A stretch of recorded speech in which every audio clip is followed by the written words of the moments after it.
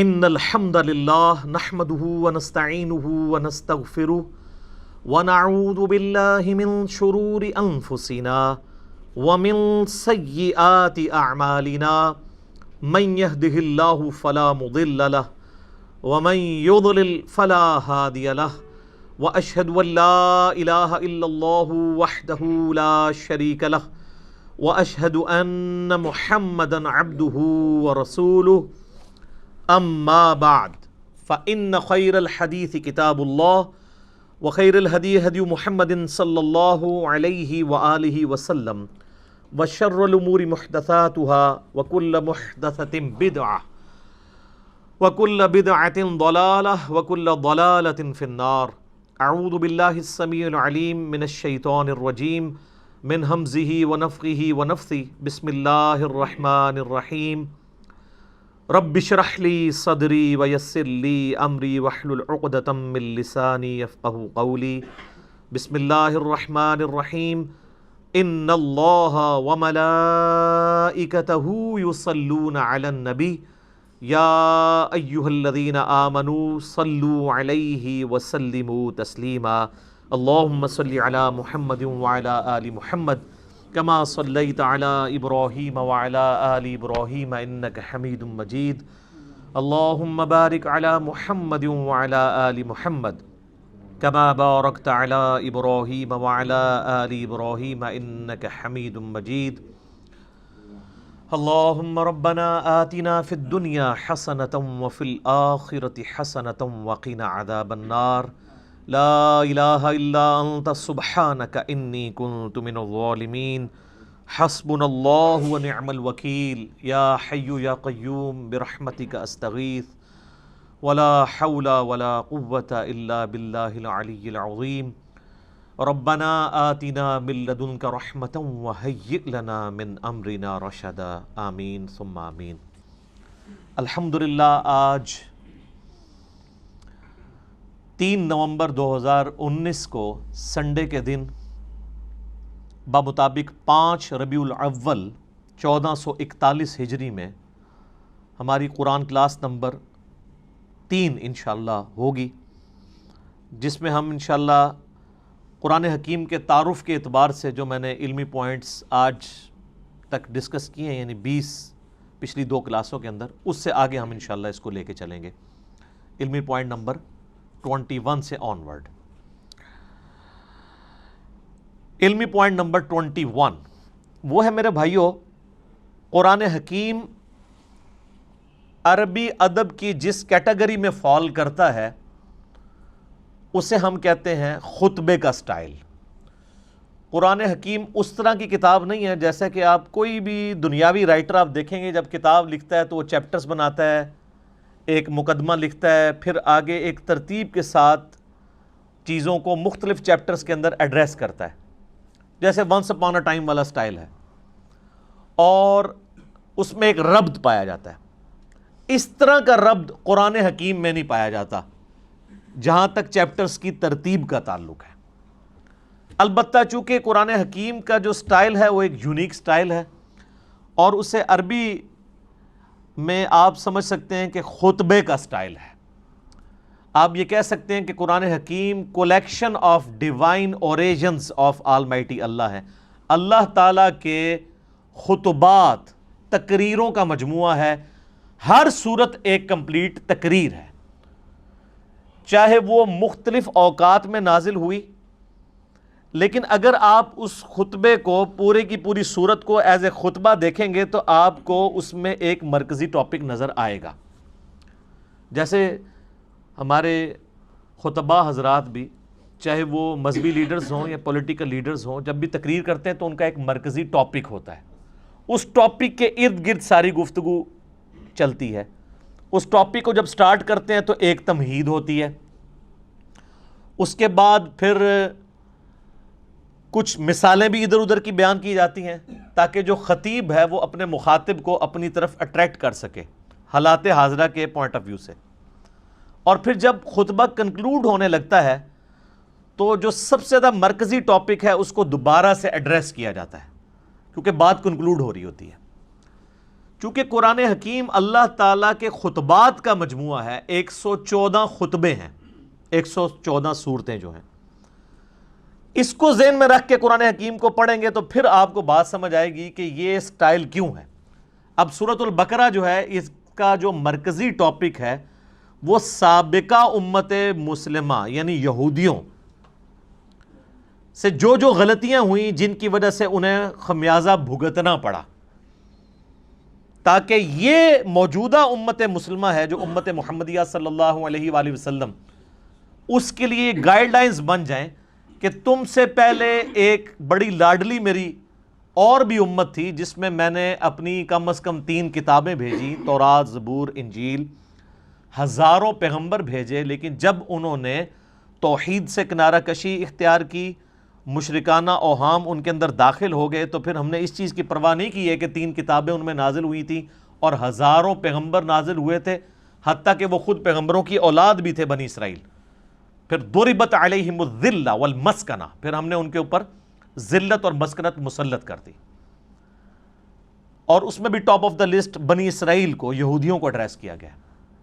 اس سے اگلی سورت سورہ آل عمران کے اندر مرکزی طور پر ایڈریس کیا گیا ہے کرسچنز کو، اور مضامین بھی بیان ہوئے ہیں لیکن مرکزی ٹاپک یہ ہے۔ اس لیے آپ دیکھیں جتنی بھی صورتیں ہیں ان کا آغاز بھی بڑا جاندار ہوتا ہے۔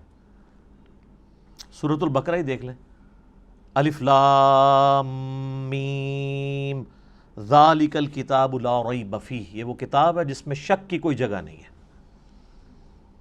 اس کا صحیح ترجمہ ہے اس میں شک کی جگہ ہی نہیں ہے۔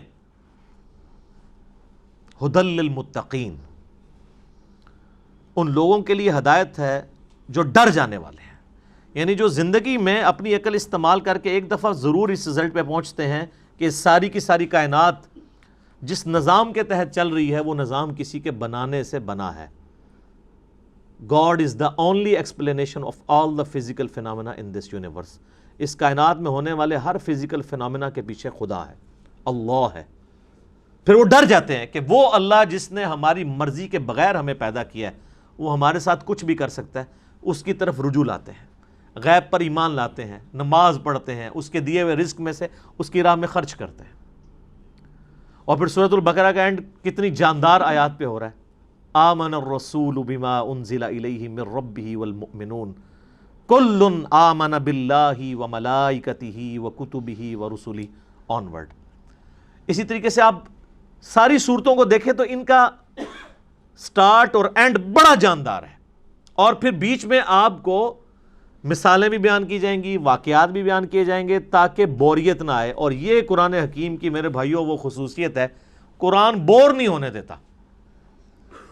یہ نہیں ہے کہ اب سورۃ البقرہ شروع ہوئی ہے تو صرف یہودی ایڈریس ہو رہے ہوں گے یا ان کی کوئی ایک چیز خاص ایڈریس ہو رہی ہوگی، نہیں، اس میں کچھ مثالیں بھی بیان ہوں گی، کچھ واقعات بھی بیان ہو جائیں گے اس سے پہلے کے، پھر اس کے بعد ایک کنکلوژن نکالا جائے گا، پھر گائیڈ لائنز ہوں گی، یونیورسل ٹروتھ آئیں گے۔ 7 یونیورسل ٹروتھ سورہ بقرہ میں آئے ہیں، بنی اسرائیل کے واقعات کو اللہ تعالیٰ نے ایڈریس کر کے ہر واقعے کے بعد ایک یونیورسل ٹروتھ بیان کیا ہے کہ یہ میرا رول ہے، جو یہ کرے گا چاہے وہ جو کوئی بھی ہو اس کے ساتھ یہ ہو جائے گا۔ اس لیے قرآن حکیم میں انسان کا انٹرسٹ لوز نہیں ہوتا، بشرطے کہ قرآن پڑھتے ہوئے آپ کو یہ بات سمجھ آئے کہ قرآن کس سٹائل میں لکھا گیا ہے، کس سٹائل میں نازل ہوا ہے۔ مولانا مودودی رحمہ اللہ تعالیٰ نے جو تفہیم القرآن کا مقدمہ لکھا ہے نا، وہ مقدمہ ہی اسی کے اوپر ہے کہ ہمارے عام نوجوان بڑے شوق سے قرآن ترجمے والا لے کے بیٹھتے بھی ہیں، تب بھی ان کو کئی ایک باتیں، ان کو قرآن میں ایک تو ربط نظر نہیں آتا، کیونکہ ہم تو ان کتابوں کے عادی ہیں نا جو انسانوں کی لکھی ہوئی کتابیں ہیں، وہ تو ایک سیکوینس سے چل رہی ہوتی ہیں، ان کا سٹائل ڈیفرنٹ ہوتا ہے، وہ بکش سٹائل ہوتا ہے۔ قرآن کا سٹائل بکش نہیں ہے، قرآن کا سٹائل جو ہے وہ ہے خطبے کا، ایڈریس کرتا ہے آپ کو۔ اسی لیے مولا علی رضی اللہ تعالیٰ عنہ علیہ السلام کا قول ہے کہ جب میں نے اللہ سے گفتگو کرنی ہوتی ہے تو میں نماز پڑھتا ہوں، اور جب میری خواہش ہوتی ہے کہ میرا اللہ مجھ سے گفتگو کرے تو میں قرآن پڑھتا ہوں۔ آپ قرآن کو کبھی ترجمہ اکیلے بیٹھ کے سنیں تو آپ کو لگے گا کہ اللہ آپ سے مخاطب ہو رہا ہے۔ یہ والی کوالٹی کسی الہامی کتاب میں نہیں تھی، باقی کتابیں سلیبس کی فارم میں تھی، اس لیے ہم کہتے ہیں یہ قرآن کتاب اللہ بھی ہے اور کلام اللہ بھی ہے، اور اسی لیے اللہ کی صفت بھی ہے۔ یہ آپ کو ایڈریس کرتی ہے، بندہ ہل جاتا ہے۔ آپ کو پتہ ہے یہ صوت القرآن چینل 1992 میں جب ایکس پرائم منسٹر پہلی دفعہ پرائم منسٹر بنے تھے تو اس وقت انہوں نے یہ صوت القرآن چینل شروع کیا تھا جو ریڈیو کے اوپر چلتا ہے. کبھی امام کعبہ کی آواز میں عربک اور پھر فتح محمد جلندری صاحب کا ترجمہ, مراج الدین خان کی آواز میں ایک چلتا ہے. وہ لگتا ہے کہ آپ کے اندر ہی گھس جائے گا. وہ بندہ پریزنٹ کرتا ہے قرآن کے ترجمے کو. پھر بولنے کا سٹائل کہ مخاطب کے دل میں اتر جائے وہ بات.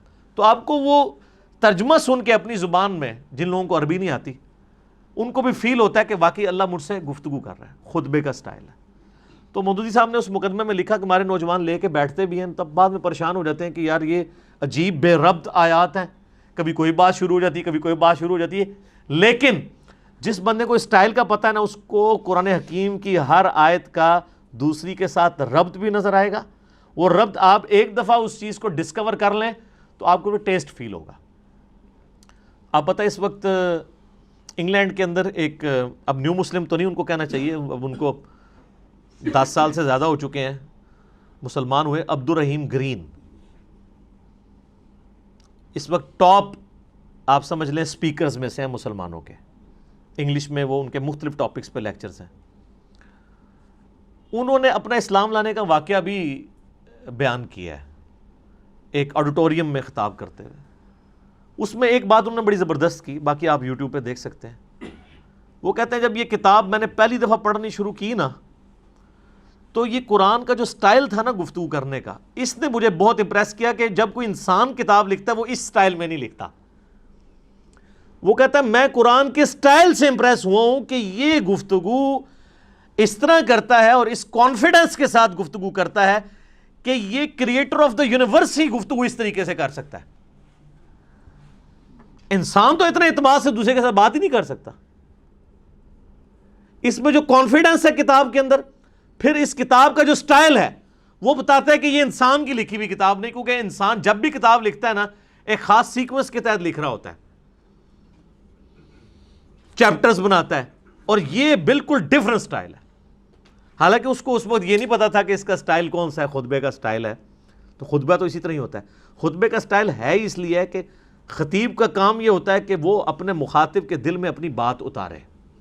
تو اللہ تعالیٰ اس کتاب کا خطیب بھی ہے, اور یہ کتاب اللہ کی صفت ہے.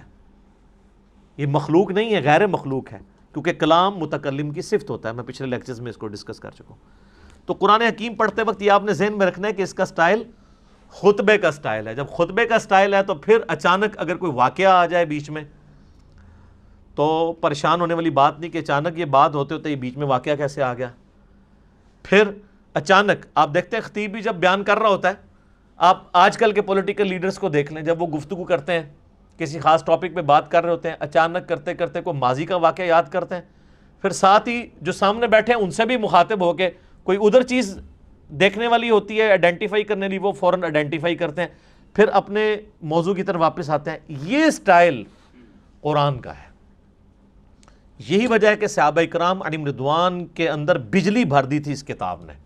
ان کو فیل ہوتا تھا کہ ہمارا کریٹر ہم سے مخاطب ہے, ہماری بات کر رہا ہے. سر ہماری بات تو ہے نا. آپ دیکھیں غزوہ بدر ہو رہی ہے تو اس کی لائیو کمنٹری سورۃ الانفال کے اندر آئی ہے.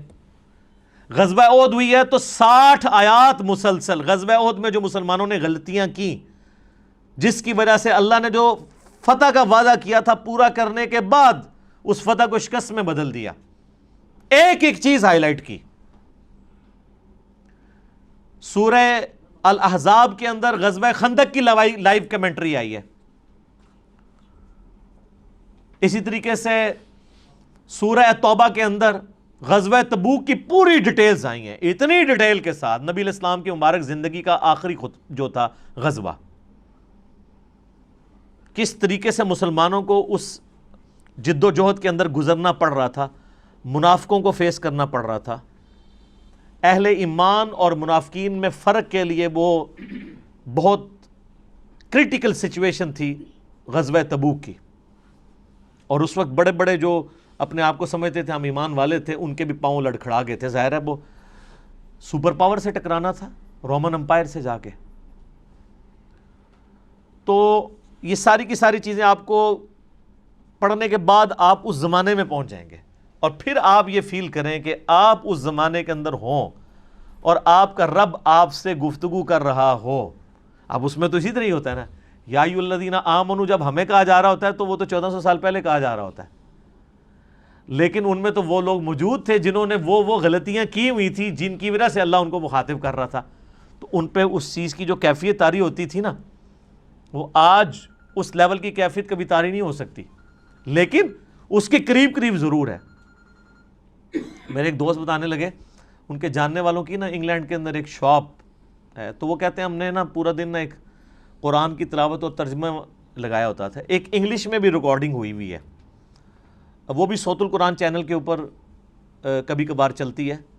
ویسے یہاں پہ جو رفاع یونیورسٹی ہے نا اسلام آباد میں، تو ان کا 24 گھنٹے قرآن کا چلتا ہے چینل، وہ آلموسٹ 3-4 دن میں قرآن پاک مکمل کر دیتے ہیں۔ تو اس میں ایک انگلش ترجمہ ہے، اس میں عربی کی آواز مشاری راشد کی ہے، اور انگلش ترجمہ جو ہے نا وہ اتنی زبردست آواز میں ہے، جس کو انگلش سمجھ آتی ہے تو وہ لگتا ہے کہ خدا آپ سے مخاطب ہے اور آپ کے دل میں اترتا ہے۔ تو کہتے ہیں انہوں نے اپنی دکان پہ وہ ترجمہ لگایا ہوتا تھا، کہتے ہیں جب کوئی نان مسلم بھی کسٹمر آتا تھا نا تو وہ ایک بار ٹھٹک کے سننا شروع کر دیتا تھا، اور کئی کسٹمرز نے کہا کہ آپ اس کو بند کر دیں، کیونکہ اس کو سننے سے ہمارے اوپر اثرات ہو رہے ہیں۔ ظاہر ہے جب دنیا کی بے ثباتی کا بیان ہو رہا ہو، مرنے کے بعد جی اٹھنے کا بیان ہو رہا ہو، اللہ کو آپ اکاؤنٹیبل ہیں، پھر آپ اپنی مرضی کی زندگی تو نہیں گزار سکتے۔ میری خواہشات اور میری ذات کے درمیان سب سے بڑی رکاوٹ کون ہے؟ اللہ۔ اگر اللہ کو میں نکال دوں تو میں اپنی مرضی کی زندگی گزار سکتا ہوں۔ اس لیے آپ دیکھیں گے جتنے ایتھیسٹ ہیں، منکرین خدا ہیں، وہ بیسیکلی منکرین خدا نہیں ہوتے ہیں، بلکہ وہ اپنی مرضی کی زندگی گزارنا چاہتے ہیں۔ اس لیے پھر اس کے لیے پہلی شرط یہ ہے کہ خدا کو بیچ میں سے نکال دیں، ورنہ یہ تو ہر وقت لٹکتی ہوئی تلوار ہے خدا کا کانسیپٹ، کہ آپ اکاؤنٹیبل ہیں کسی کو، آپ کی جواب دہی ہونے والی ہے مرنے کے بعد۔ تو یہ قرآن حکیم کا خطبے کا سٹائل ہے، یہ قرآن پڑھتے وقت یہ چیز ذہن نشین ہونی چاہیے۔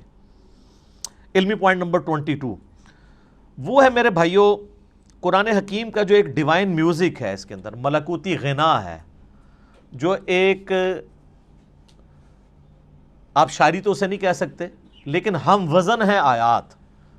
الرحمن علم القرآن خلق الانسان علمہ البیان۔ آپ دیکھتے ہیں یہ ایک جتنی بھی نہیں ہے، لیکن ان میں ایک ڈیوائن میوزک، ملکوتی غنا، ایک صوتی آہنگ پایا جاتا ہے۔ یہ جو قرآن حکیم کا سٹائل ہے یہ کوئی شاعری والا نہیں ہے، کیونکہ شاعری کے اندر ردیف قافیے جو ہیں وہ بالکل برابر ایک طرح چل رہے ہوتے ہیں، قرآن حکیم میں تو ایسے نہیں چل رہے۔ ایون ملکوتی غنا ہوتا ہے لیکن الفاظ ڈیفرنٹ کے ساتھ، جیسے سورۃ الفاتحہ آپ دیکھ لیں، الحمدللہ رب العالمین الرحمن الرحیم۔ اب رب العالمین میں نون ہے، الرحمن الرحیم کے اینڈ پہ میم ہے، الفاظ تو مختلف ہیں۔ اگر شاعری ہوتی تو یہاں بھی نون ہی ہوتا، لیکن اگلی آیت مالک یوم الدین واپس اسی سٹائل میں۔ تو یہ شاعرانہ کلام بھی نہیں ہے، لیکن اس میں ایک ربط بھی ہے، وہی ربط عرب کے لوگوں کو اٹریکٹ کرتا تھا۔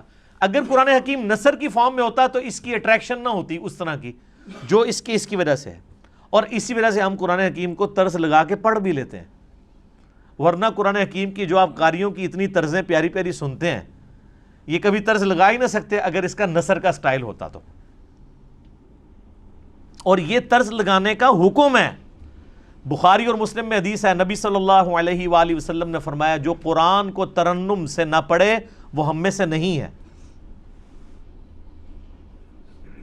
یہ نہ سمجھیے گا کہ یہ لوگ شوقیہ پڑھ رہے ہوتے ہیں، نبی علیہ السلام خود بھی ترنم سے قرآن پڑھا کرتے تھے۔ بخاری مسلم میں کئی احادیث ہیں، حتیٰ کہ بخاری میں ایک حدیث ہے، نبی صلی اللہ علیہ وآلہ وسلم نے فرمایا اللہ تعالیٰ اپنی مخلوقات میں سے سب سے زیادہ شوق کے ساتھ وقت کے پیغمبر کی آواز کو سنتا ہے جب وقت کا پیغمبر ترنم کے ساتھ قرآن پڑھ رہا ہوتا ہے، اپنی کتاب پڑھ رہا ہوتا ہے۔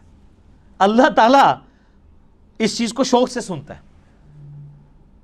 آپ عرب کے قاریوں کو دیکھیں نا، اور میں کہتا ہوں آج کے دور میں جیسے کہ مشاری راشد نے ایک عام مسلمان کے دل میں قرآن حکیم کی محبت پیدا کی ہے نا، وہ یقیناً ان کا خاصہ ہے۔ دیکھیں یہ فیلڈ ہے نا، قرآن حکیم کی ایک فیلڈ ہے کہ ایک بندہ اچھی عربی جانتا ہو، اچھی تفسیر کر لے، یہ ایک فیلڈ ہے۔ ایک فیلڈ یہ ہے کہ قرآن حکیم کی وہ خطاطی اچھی کر لے۔ اب عالم دین تو خطاطی نہیں کر پائے گا، ایک جو خطاط کر سکتا ہے۔ اس وقت بھی آپ کو پتہ ہے جو ٹاپ آف دا لسٹ خطاط ہے جو اب مسجد نبوی میں ساری حرمین میں جو رائٹنگ کر رہا ہے وہ پاکستان کا ہے، کراچی کا رہنے والا ہے۔ اس کو پورا آفس دیا انہوں نے، ادھر تو اس بیچارے کو پوچھتا ہی کوئی نہیں تھا، وہ تو جب اس کی رائٹنگ سامنے آئی ہیں تو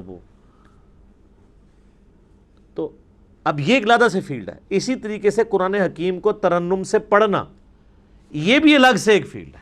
ایک تو ترنم وہ ہے جو مولوی لگاتے ہیں، قرآن بالکل غلط پڑھ رہے ہوتے ہیں، صرف ترنم ہی ہوتا ہے اس میں، اور گانے کی طرز پہ پڑھ رہے ہوتے ہیں۔ گانے کی طرز پہ اس لیے کہ وہ قرآن حکیم کے جن الفاظ کو کھینچنا ہے ان کو نہیں کھینچتے، اور جن کو کھینچنا چاہیے ان کو مختصر پڑھ دیتے ہیں۔ قرآن حکیم کی طرز ہر بندہ تو نہیں لگا سکتا جب تک وہ قرات کے اصولوں سے واقف نہیں ہے کہ کس لفظ کو آپ کھینچ کے پڑھ سکتے ہیں، یعنی لمبا کر کے، اور کسی کو لمبا نہیں کر سکتے۔ اسی لیے آپ دیکھیں گے علماء حضرات اکثر جو قاری نہیں ہوتے، جب وہ قرآن پڑھ رہے ہوں گے نا تو بالکل غلط قرآن پڑھ رہے ہوتے ہیں، زبر زیر ٹھیک پڑھ رہے ہوں گے، اور بعض تھوڑے بہت ایسے ہوں گے جو پروناؤنس بھی صحیح کر لیں گے۔ ویسے تو عموماً وہ لگتا ہے پنجابی میں ہی قرآن پڑھ رہے ہیں، عربی ان کو آتی ہوتی ہے لیکن عربی پروناؤنس نہیں صحیح کرنی آتی۔ بہت کم ہیں علماء میں سے جو صحیح پروناؤنس بھی عربی کو کر سکتے ہیں، یعنی ہمارے جو سب کانٹیننٹ کے لوگوں کی بات کروں، عرب کے لوگوں کی نہیں، ان کی تو اپنی زبان ہے۔ پھر وہ جب طرزیں لگانا شروع کرتے ہیں تو ان کو پتہ ہی نہیں ہے کہ وہ کون سے الفاظ کھینچ رہے ہیں، وہ کھینچنے بنتے بھی ہیں کہ نہیں، اور بعض اوقات وہ بعض ایسے الفاظ کو کھینچ دیتے ہیں کہ مطلب ہی الٹ ہو جاتا ہے۔ مثلا یہ جو لفظ ہے لام زبر لا، اگر لام کے اوپر زبر کے ساتھ لام زبر لا پڑھا جائے تو اس کا مطلب ہوتا ہے یقیناً، ضرور، بالضرور، جیسا کہ سورہ التکاثر میں آتا ہے ثم لتسألن یومئذ عن النعیم، ثم لتسألن، لام زبر لا، پھر اس قیامت کے دن ضرور تم سے پوچھا جائے گا ان نعمتوں کے بارے میں جو دنیا میں تمہیں اللہ نے دی تھی۔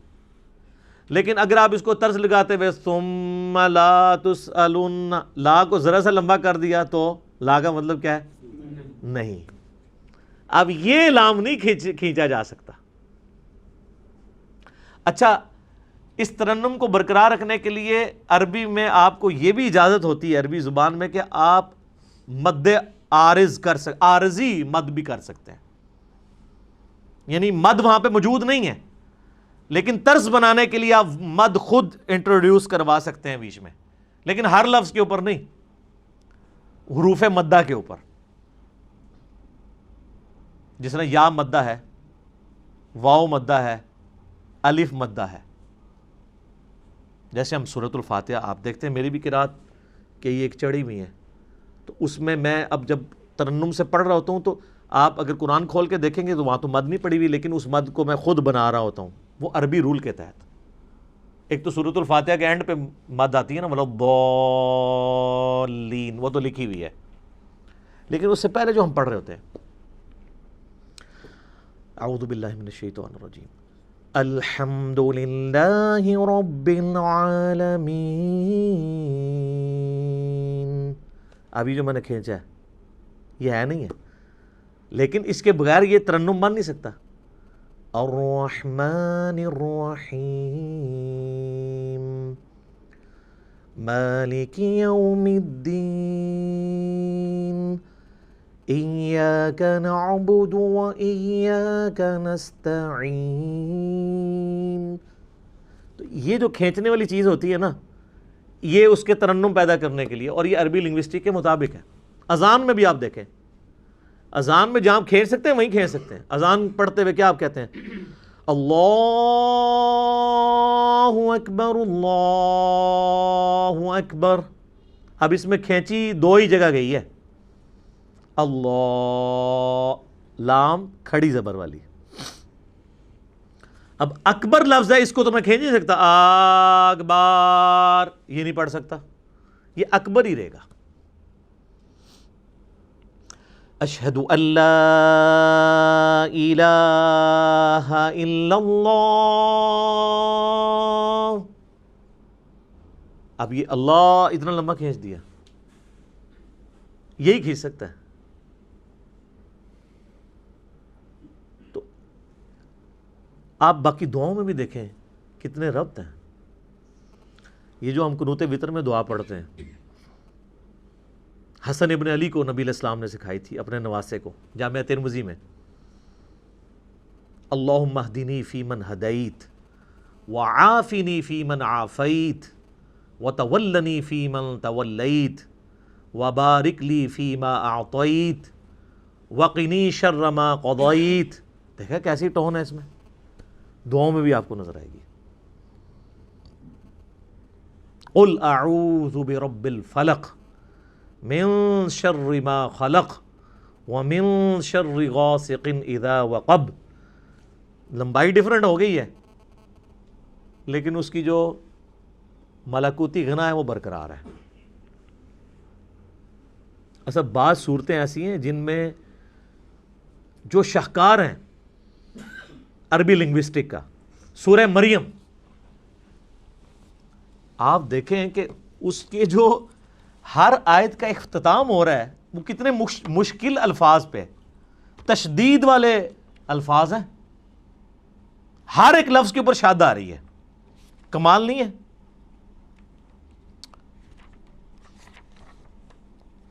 پارہ نمبر 16 کے اندر جا کے آتی ہے نا سورہ مریم. اعوذ باللہ من الشیطان الرجیم. آپ دیکھیں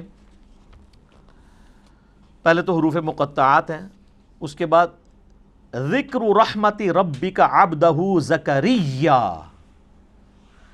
اذ نادى ربه نداء خفيا قال ربي إني وهن العظم مني واشتعل الرأس شيبا ولم أكن بدعائك ربي شقيا. اس کے بعد اگلے ولیا رضیا سمیا عتیا عشیا صبیا تقیا عصیا حیا شرقیا سویا تقیا زکیا بغیا. ٹون ہے. اور یہ دو صورتیں تو کمال ہیں، سورہ طٰہٰ اور سورہ مریم. طٰہٰ ما انزلنا علیک القرآن لتشقى الا تذکرۃ لمن یخشی. سر عربی ایویں تو پاگل نہیں ہو گئے تھے جناب، کیا وہ جڈ قوم ہے اور سپر پاورز الٹ کے رکھ دی ہیں صدیوں کی. بجلی بری گئی تھی ان کے اندر، اس قرآن نے ان کے اندر یقین ڈال دیا تھا. وہ تو یعنی جتنے لوگ اپنی زندگی سے محبت کرتے ہیں اتنی وہ اپنی موت سے محبت کرتے تھے. اور جب اس لیول کی کوئی آرمی ہو اس کے آگے کون ٹھہر سکتا ہے؟ کوئی ریسورسز نہیں تھے، کافروں کے ریسورسز چھین کے ان کو الٹ دیا. وہ ایمان اس کتاب کے ذریعے یتلو علیہم آیاتہ ویزکیہم ویعلمہم الکتاب والحکمہ. یہ بجلی نبی علیہ السلام نے قرآن کے ذریعے بھری ہے ان کے اندر.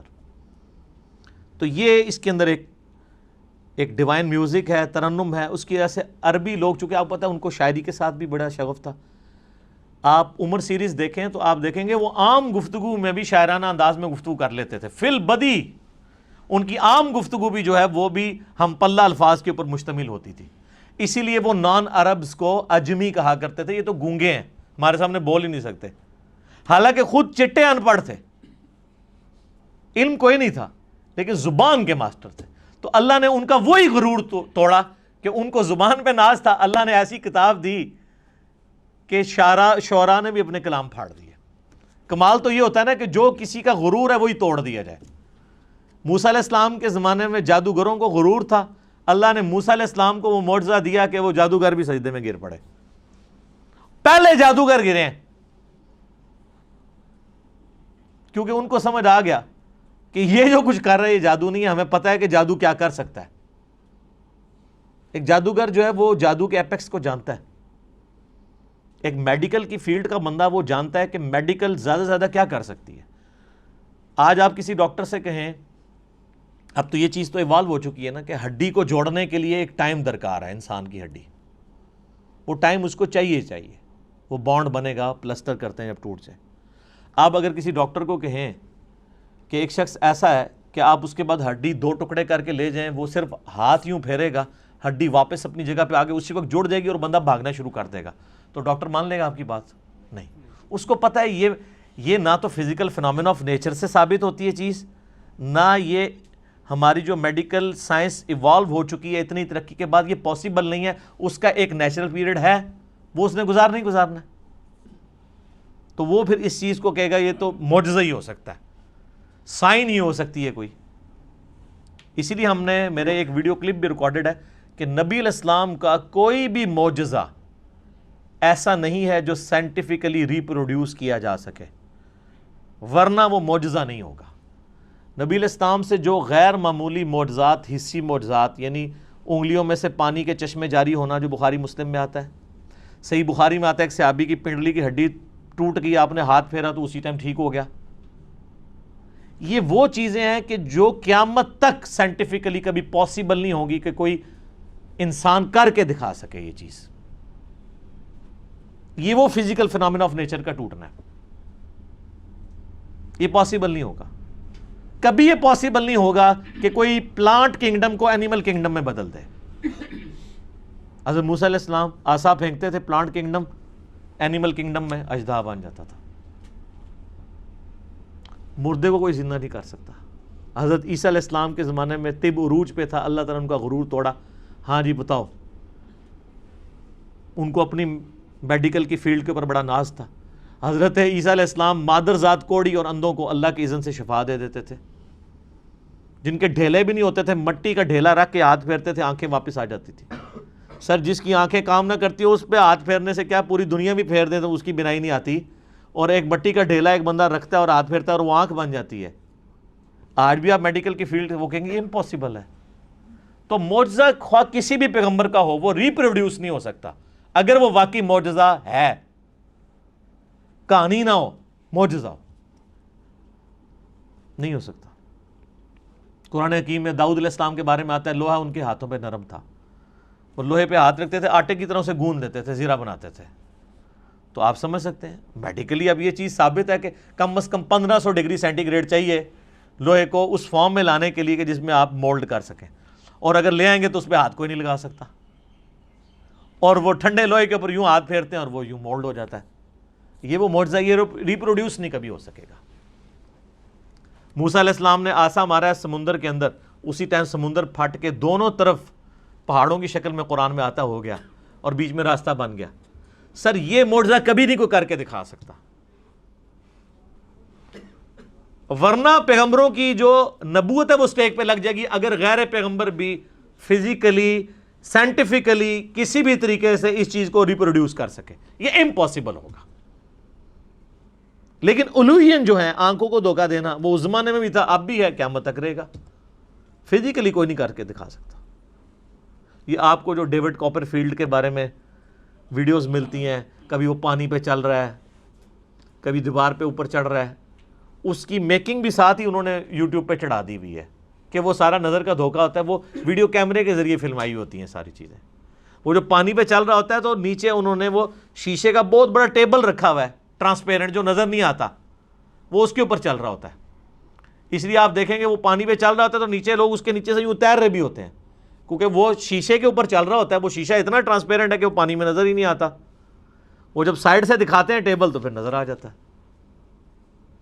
اور شکر ہے کہ یہ پاکستان میں نہیں, ورنہ اولیاء اللہ کے سردار بن جاتا ہے ڈیوڈ کاپر فیلڈ. ہاں, اسٹیچو آف لبرٹی غائب کر دیتا ہے, وہ کیمرے میں غائب کرتا ہے, فزیکلی نہیں کر سکتا. اور سر دیکھیں اتنا ایماندار ہے, وہ بھی بے ایمان نہیں ہے, وہ بھی اسے یہ نہیں کہتا کہ میں فزیکلی کروں, وہ کہتا ہے ایلوژن, آنکھوں کا دھوکہ. اتنی غیرت اس کو بھی ہے کہ وہ ایلوژن کہتا ہے اسے, اپنی کرامت بزرگی یہ نہیں کہتا. جو تہاڑے بزرگاں نوں ایڈی بھی تمیز نہیں, جھوٹ مار جاندے نے. اس لیے آپ دیکھیں سارے بزرگ فیل ہیں. اب کدھر گئی آپ کی کرامتیں جی؟ اور یہ ایک بزرگ نے حکم دیا, وہ جوتی ہوا میں اڑتی اڑتی اس کے سر پہ لگی. اون کتنے جوتیاں تھوڑیاں ریٹائر ہو گئی ہیں نا, یا وہ جوتیاں تھلے انجن لگے ہوئے خراب ہو گئے نا. پہلے بھی کوئی نہیں تھا, کہانی تھی. یہ کہانیاں چل رہی ہوتی ہیں. معجزات, کرامات, استدراج, اس سارے ٹاپکس کے اوپر میرا مسئلہ number 131A B C D 4 recorded ہیں, وہ آپ دیکھ لیں. علمی پوائنٹ نمبر 23, وہ ہے میرے بھائیوں قرآن حکیم کا جو بیسک یونٹ ہے وہ ہے آیت. عربی میں ہم اسے کہتے ہیں آیتن.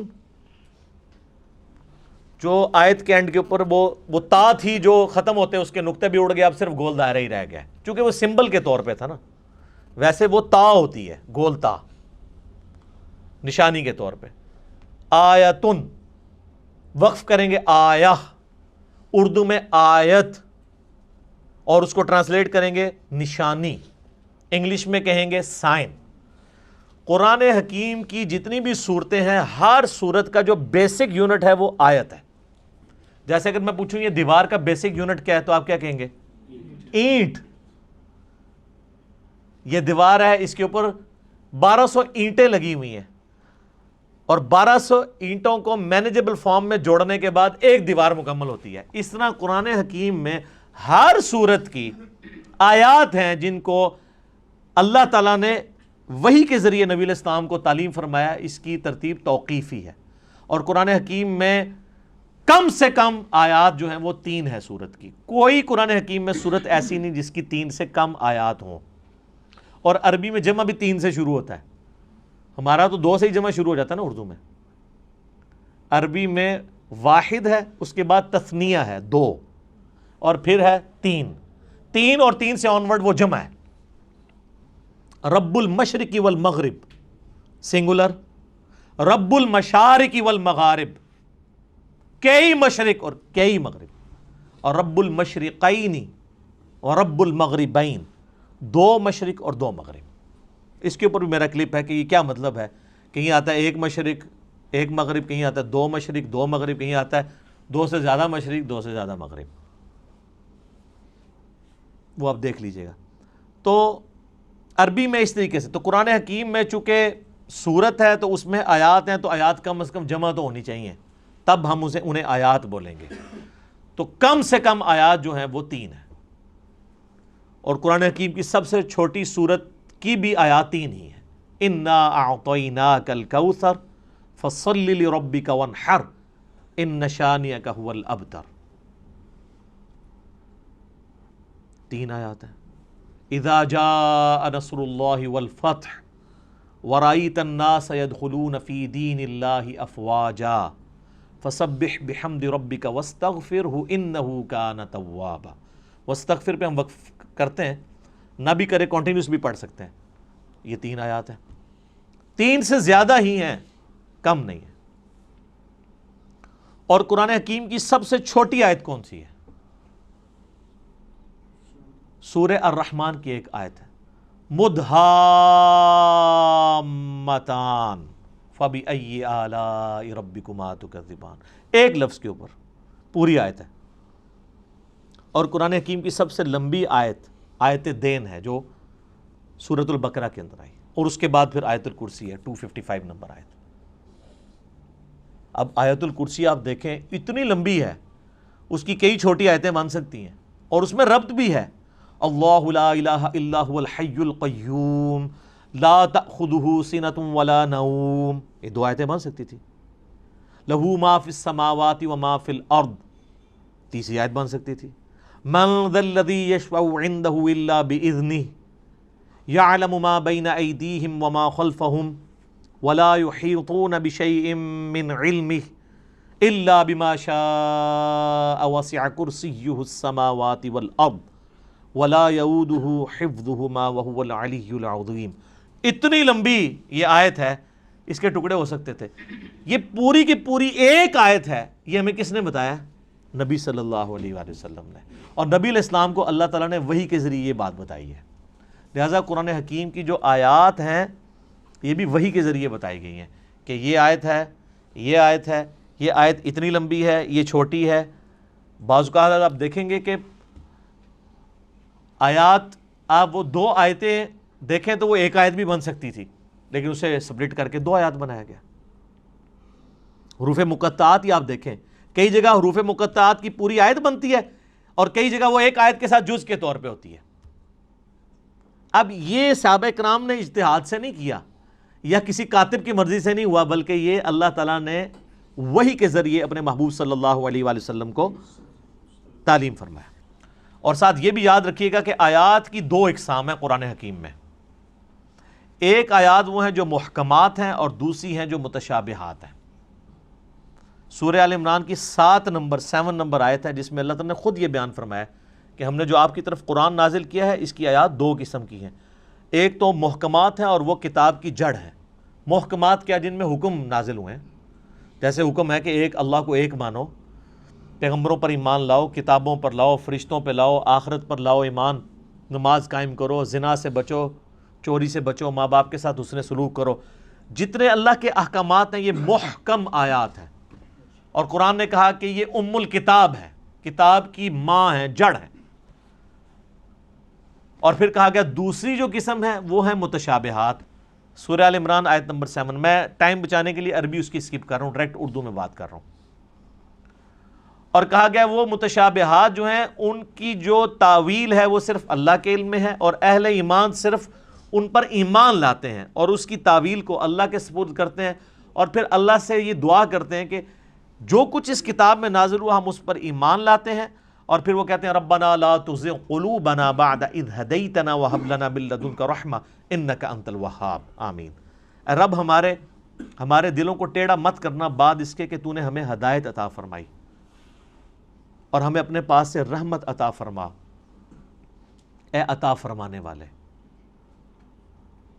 تو متشابہات کی وہ تفصیل میں نہیں پڑھتے، اور قرآن میں کہا گیا انہی آیات میں کہ جو ان متشابہات کے پیچھے پڑھتے ہیں ان کے دل ٹیڑھے ہو چکے ہیں، کیونکہ ان کا سلوشن ہمارے پاس موجود نہیں ہے. یہ نہ سمجھیے گا کہ ان کا مطلب ہی کوئی نہیں پتا کسی کو. صرف متشابہ عربی میں کہتے ہیں ریزیمبلنس والی چیزیں. مثلا جنت کے بارے میں جتنی باتیں ہیں یہ متشابہات ہیں کہ جنت میں نعمتیں ملیں گی، حوروں کا کنسیپٹ ہے. اب دنیا میں اس کی مثال آپ من و ان تو پیش نہیں کر سکتے، دنیاوی عورتیں تو اس کی مثال نہیں ہو سکتی، لیکن دنیاوی عورتوں کو اللہ تعالیٰ نے ایک ریزیمبلنس کے طور پر دنیا میں ماڈل کے طور پہ پیش کیا ہے کہ بس جس طرح یہ ہے ایسے ہی حوریں بھی ہوں گی. لیکن وہ کیسی ہیں؟ وہ سورہ سجدہ میں ہے کہ جو اللہ نے تمہاری آنکھوں کی ٹھنڈک چیزیں نعمتیں چھپا رکھی ہیں وہ کوئی اس کو امیجن بھی نہیں کر سکتا. بخاری مسلم میں ہے کہ نہ کسی کے دل میں ان کا کھٹکا بھی گزرا ہے کبھی، نہ کسی آنکھ نے دیکھی، نہ کان نے سنی، نہ کسی کے دل پہ کھٹکا گزرا جو اللہ نے جنت میں نعمتیں تیار کر رکھی ہیں، لیکن اس کی مثالیں بیان کی جاتی ہیں. اسی طریقے سے کہا گیا شہید زندہ ہے لیکن تمہیں شعور نہیں ہے. کہہ دیا نا بھئی زندہ کیسے ہے؟ مرا ہوا ہے، اٹھ نہیں سکتا، قبر سے باہر نہیں نکل سکتا. یہ متشابہ آیات ہے کہ وہ آخرت کی زندگی ہے، اس پہ دنیا کے رولز اپلائی نہیں ہوتے. اچھا قرآن بار بار کہہ رہے ہیں کہ تمہیں شعور نہیں ہے.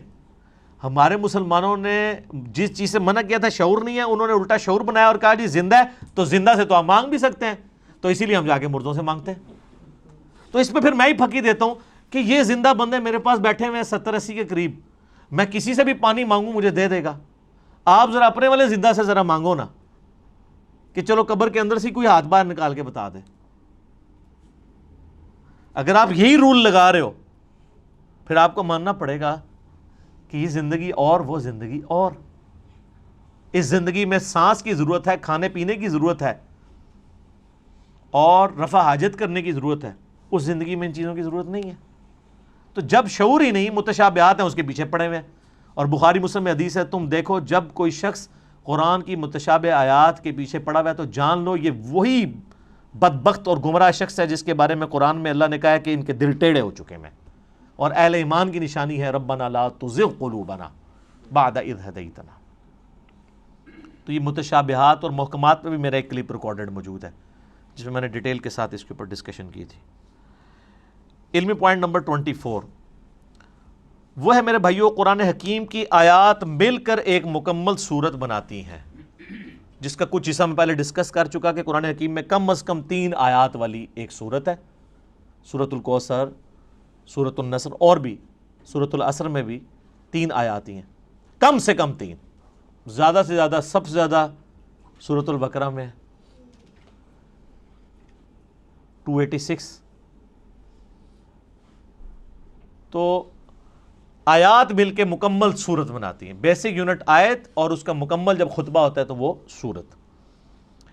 علمی پوائنٹ نمبر 25 وہ ہے میرے بھائیو، قرآن حکیم میں کل 114 صورتیں ہیں جن کی ترتیب توقیفی ہے۔ نبی علیہ السلام نے بتایا ہے کہ پہلی سورت الفاتحہ ہے، دوسری سورت البقرہ ہے، تیسری سورہ آل عمران ہے، چوتھی سورہ نساء ہے، پانچویں سورت المائدہ ہے، چھٹی جو ہے وہ سورت الانعام ہے، آنورڈ کرتے کرتے 12 نمبر سورت الاخلاص ہے، 113 سورت الفلق ہے اور 114 سورت الناس ہے۔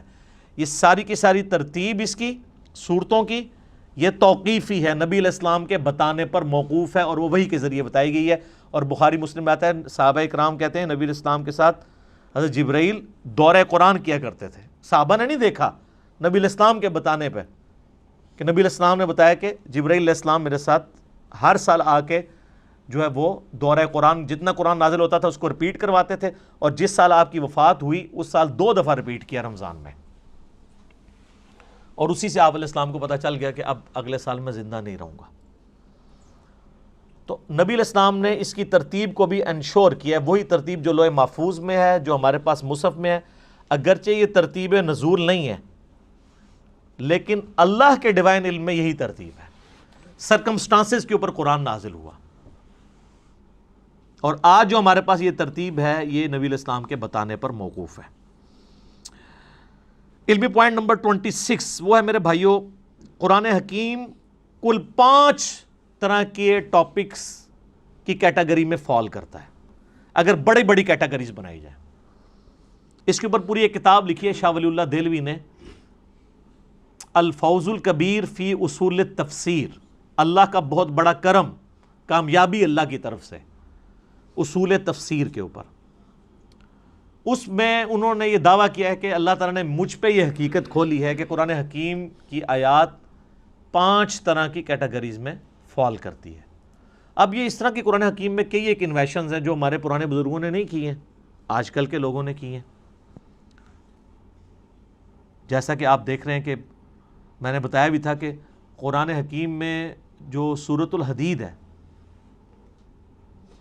وہ جس نمبر کے اوپر آ رہی ہے اٹامک نمبر بھی وہی ہے۔ اب اس پرانے زمانے میں تو اٹامک نمبر نہیں ہوا کرتے تھے، یہ ہر آنے والے زمانے میں، یہ حروف ابجد کے اوپر میرا ایک کلپ دیکھ لیں، اس میں نے ڈیٹیل سے یہ بتائی، تو یہ چیزیں آپ کو نظر آئیں گی۔ وہ ہر زمانے میں جو بندہ قرآن پہ محنت کرے گا اس کے اوپر ٹروتھ ریویل ہوگا۔ قرآن حکیم میں آیات جوڑوں کی شکل میں نازل ہوئیں صورتیں، پرانے بزرگوں سے آپ کو اس طرح کی چیزیں نہیں ملیں گی۔ لیکن یہ حمید الدین فراہی رحمہ اللہ تعالیٰ، جو ڈاکٹر اسرار صاحب کے آپ سمجھ لیں دادا استاد تھے، انہوں نے پہلی دفعہ یہ ٹروتھ ریویل کیا کہ قرآن حکیم کی ہر صورت کا کوئی نہ کوئی جوڑا ہے۔ کچھ تو ہمیں پتہ ہی ہے، سورۃ الفلق، سورہ جو ہے وہ سورہ ناس، یہ مطلب جوڑا ہے دونوں کا، لیکن جو بیچ میں کی صورتیں انہوں نے پھر بتایا کہ واقعی وہ جوڑے ہیں، جیسے مرد و عورت کا جوڑا ہوتا ہے اس طرح ریسیپروکل پایا جاتا ہے صورتوں کے اندر۔ سورہ بقرہ اور سورہ آل عمران بھی جوڑا ہے، ایک یہودیوں کو ایڈریس کرتی ہے، دوسری عیسائیوں کو ایڈریس کرتی ہے۔ تو اس طرح کئی ایک صورتیں جو جوڑوں کی فارم میں، یہ ٹروتھ بال میں ریویل ہوا ہے۔ بل یہ الفوز الکبیر فی اصول تفسیر کا اردو ترجمہ بھی آ چکے، آپ پڑھیں۔ 5 کیٹیگریز انہوں نے بیان کی ہیں۔ نمبر 1 علم الاحکام، یعنی قرآن حکیم کی آیات احکام سے ریلیٹڈ ہوں گی، نماز، روزہ، حج، زکوٰۃ، عقائد، یہ ساری چیزیں علم الاحکام میں آتی ہیں۔ نمبر 2 علم المخاصمہ، مخاصمہ کہتے ہیں جھگڑا کرنے کو، علمی جھگڑا، یعنی جو منکرین خدا ہیں یا جیوز اور کرسچنز ہیں، ان کے جو لیم ایکسکیوزز ہیں ان کے علمی جوابات دیے گئے ہیں، تو یا آیات اس کے اوپر مشتمل ہوں گی۔ نمبر 3 التذکیر بالموت، موت کو یاد کروا کے کہ تمہیں مر کے کسی کے پاس پہنچنا ہے اور آخرت کی زندگی میں دنیا کی زندگی کا جواب دینا ہے، اس کو کہتے ہیں التذکیر بالموت، نصیحت کرنا موت کو یاد کروا کے۔ اس کے اوپر آیات، اب یہ تو قرآن پاک میں بڑا مین ٹاپک ہے۔ قرآن حکیم کے اگر 2 مین ٹاپک دیکھے جائیں تو عقیدہ توحید اور دوسرا ہے دنیا کی بے ثباتی، دنیا سے بے رغبتی۔ چوتھی کیٹیگری انہوں نے کہا التذکیر بآلاء اللہ، اللہ کی قدرت کی بڑی بڑی نشانیوں کے ذریعے اللہ اپنا تعارف کرواتا ہے. جتنے فزیکل فینومینا آف نیچر اس میں ڈسکس ہوئے ہیں، سائنٹیفک فیکٹس ڈسکس ہوئے ہیں، اس کا شاہکار آپ کو سورۃ النحل نظر آئے گی، سورہ روم نظر آئے گی، سورہ الرحمن نظر آئے گی. اس میں تو یہ لفظ بھی آ گیا ہے فَبِأَيِّ آلَاءِ رَبِّكُمَا تُكَذِّبَانِ، جس کا ترجمہ اکثر مولویوں نے غلط کیا ہوا ہے. تم اپنے رب کی کون کون سی نعمتوں کو جھٹلاؤ گے؟ حالانکہ نعمت خود عربی کا لفظ ہے. مودودی صاحب نے اس کا ترجمہ صحیح کیا ہے، تم اپنے رب کی قدرت کی کون کون سی نشانیوں کو جھٹلاؤ گے، کیونکہ دوزخ کی آیات کے بعد بھی پھر یہ آیت ریپیٹ ہوتی ہے. تو دوزخ کیا نعمت ہے؟ وہ ترجمہ کرنے والے کو بھی نہیں سمجھ آئی. تو اعلیٰ کا مطلب ہوتا ہے قدرت کی بڑی بڑی نشانی. تو دوزخ اللہ کی قدرت کی نشانی تو ہے، جس طرح جنت ہے. تو مودودی صاحب ہر دفعہ جب آیت آتی ہے نا، یہ والی آیت، تو اس کے سیاق و سباق کے اعتبار سے اس کا ترجمہ کرتے ہیں، کیونکہ عربی بڑی ورسٹائل زبان ہے. عربی میں ایک لفظ اگر سیاق و سباق میں آپ مختلف جگہ بیان کریں گے تو وہ اپنا وہ والا مطلب بیان کرے گا. اگر میں آپ کو کہوں مسجد الحرام اور کہوں ولد الحرام، زمین آسمان کا فرق ہے. حرام دونوں جگہ ہی موجود ہے. مسجد حرام جس کی حرمت ہے، عزت ہے، اور ایک وہ حرام ہے جو ہم حرام کہتے ہیں، زنا حرام، چوری حرام. اب یہ حرام ہو رہا ہے. آپ کے حساب سے تو اس کا نام مسجد حلال ہونا چاہیے تھا، حلال مسجد. تو اڈی مسجد ادھر منہ کر کے نماز پڑھ دو تو نہ ہی حرام ہے، لیکن حرام عربی والا ہے. حرمت کی جگہ جہاں پہ آپ اللہ کی حدود کو توڑیں گے تو وہ بڑا جرم ہوگا ایز کمپیئر ٹو اور جگہوں کے. اس کی حرمت اللہ نے رکھی ہے، عزت رکھی ہے، لفظ ایک ہی ہے، لیکن دونوں جگہ مختلف معنی دے رہے ہیں. تو اس طرح فَبِأَيِّ آلَاءِ رَبِّكُمَا تُكَذِّبَانِ کا ترجمہ بھی مختلف جگہ مختلف آئے گا. اور پانچویں کیٹیگری ہے التذکیر بأیام اللہ، اللہ تعالیٰ کے فیصلوں کے بڑے بڑے جو دن ہیں ان کے ذریعے ڈر سنانا. اور یہ بھی قرآن پاک کا بڑا مین مضمون ہے. اگلی انبیاء کی جو امتیں ان کا ذکر کر کے اللہ تعالیٰ نے پھر فیصلہ سنا. اچھا، یہ سارے الفاظ قرآن میں موجود ہیں. فَذَكِّرْهُمْ بِأَيَّامِ اللَّهِ، یہ اللہ تعالیٰ نے حضرت موسیٰ علیہ السلام کو کہا کہ اپنی امت کو ڈراؤ اللہ کے بڑے دنوں سے. بڑا دن کون سا؟ جس میں بڑا فیصلہ ہوا. 10 محرم کا دن بڑا دن تھا جس میں یہ فیصلہ ہوا کہ فرعون کو ڈبویا جائے گا اور بنی اسرائیل کو نجات دی جائے گی اس کے ظلم سے. بخاری مسلم میں آتا ہے نا کہ یہودی اس دن روزہ رکھتے تھے کہ فرعون کو ڈبویا گیا. پھر نبی علیہ السلام نے امت کو حکم دیا کہ تم 9 اور 10 دو روزے رکھو. اس پہ ڈیٹیل میرا کلپ موجود ہے، آج میں اس کی طرف نہیں جاتا. قوم عاد جس دن ہلاک ہوئی وہ اللہ کی قدرت کی یعنی آپ ایگزیکیوشن کا ایک بہت بڑا دن ہے. ہماری امت میں فتح مکہ کا دن ایام اللہ میں سے ہے. غزوہ بدر کا دن ایام اللہ ہے، اللہ کے فیصلے کا دن ہے. اللہ نے کہا، یہ کہتے تھے نا فرقان ہوگا، یہ ابو جہل نے کہا تھا کہ یہ حق اور باطل میں فرق کرنے والا دن ہوگا. اللہ نے کہا تم نے فرقان بولا تھا، لے پھر میں اس دن کو فرقان بنا دیتا ہوں کہ نہتے مسلمانوں سے تم لیس ہوئے کافروں کو، جنگجو کافروں کو مرواؤں گا. غیبی مدد کے ساتھ ہوا نا. تو یہ اللہ کی قدرت کے بڑے بڑے دن یہ اگلی امتوں میں بھی گزرے ہیں. قوم سمود، قوم عاد، قوم نوح کی تباہی کے دن ایام اللہ تھے. تو یہ 5 کیٹیگریز بنی. اب آپ قرآن کی کوئی آیت نکالیں، میں کوئی آیت بھی پڑھوں، آپ خود مجھے بتا دیں گے کہ یہ فلاں کیٹیگری میں فال کرتی ہے. اگر میں کہوں ان اللہ وملائکتہ یصلون علی النبی یا ایھا الذین آمنوا صلوا علیہ وسلموا تسلیما اللہم صلی علی محمد وعلی آل محمد، یہ آیت کس کیٹیگری میں فال کرتی ہے؟ تو آپ کہیں گے یہ علم الاحکام والی کیٹیگری میں فال کرتی ہے،